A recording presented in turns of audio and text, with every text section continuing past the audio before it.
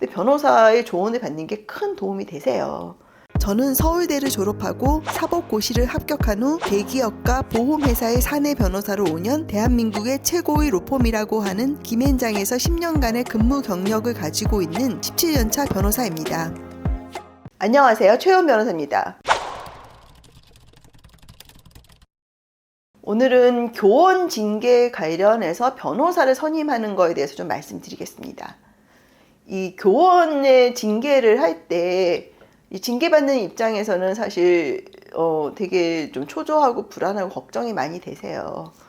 그래서 이제 그 변호사를 선임하는 경우도 있거든요. 근데 이 변호사를 선임을 하면 어떤 도움을 받냐, 이제 이런 거에 대해서 저한테 질문을 많이 하세요. 근데 이게 꼭 교원뿐이 아니라 일반 회사원도 마찬가지입니다. 변호사를 선임을 하면 어떤 도움을 받는지 제가 오늘 상세히 말씀드리겠습니다. 일단 변호사를 선임한다는 것 자체로 징계받는 분 입장에서는 심리적으로 좀 안정감이 있으세요. 혹시라도 이 징계위원회에서 만일의 사태에 내가 법적 지식도 많이 없는데 이런 사태를 내가 대응할 수 없을 수도 있잖아. 그럴 때 변호사가 있으면 아무래도 대응이 되고요.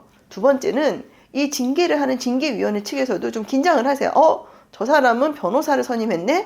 우리가 이거를 뭐 편파적으로 하거나 어떤 식으로 조금 그렇게 했다간 나중에 뭐 소송 문제가 있을 수 있겠구나. 이 정도는 인식을 하기 때문에 최소한 객관적으로 진행을 하려고 노력을 하실 겁니다. 그리고 이 변호사가 옆에 있으면 질문 자체도 편파적으로 진행되는 게 좀 막을 수가 있어요. 그들이 어떤 식으로 질문을 해도 변호사가 거기 문제 제기를 할 수가 있고요. 그 다음에 또 변호사가 우리 징계자를 대신해서 어떤 발언을 할 수도 있습니다. 근데 이런 것 자체가 상당히 나중에 이 징계의 효력을 다투는 데 도움이 되세요. 근데 이제 가끔 어떤 경우가 있냐면 변호사를 선임하고 변호사랑 같이 징계위원회에 갔는데 이 변호사를 못 들어오게 하는 경우가 있어요. 어떠한 규정이 있는 게 아니기 때문에 이 못 들어오게 하면 사실 변호사가 들어갈 수는 없거든요.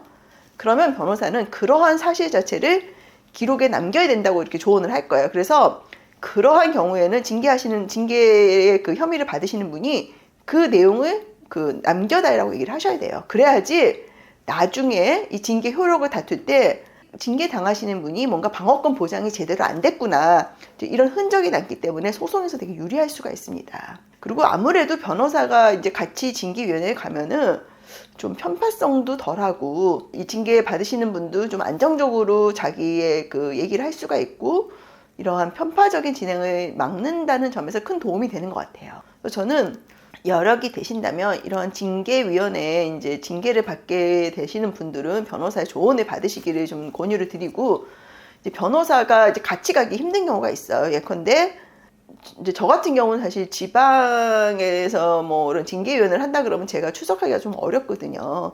그러면 사전에 이제 저하고 콜이나 뭐 면담 같은 걸 해서 어떻게 대응을 할 것인지 이런 논의를 좀 하는 경우가 있습니다. 그래서 저는 최소한 징계위원회에 변호사를 같이 대동하거나 대동하지 않더라도 사전에 변호사의 조언을 받기를 좀 권유를 드립니다. 우리나라는 아직까지 변호사 조언 받는 게 좀 익숙하지가 않으세요. 근데 이러한 징계 같은 거는 사실 되게 중요한 거거든요. 근데 변호사의 조언을 받는 게 큰 도움이 되세요. 그래서 저는 이제 그런 부분을 오늘 말씀을 드렸고요. 관련해서 저한테 사건 수임 문의나 자문, 상담을 원하시는 분은 카카오 채널 최은 변호사에 연락 주시기 바랍니다. 감사합니다. 사건 수임이나 법률 상담을 원하시는 경우 카카오 채널 최혜원 변호사를 검색하셔서 연락 주시면 상담을 도와드리도록 하겠습니다.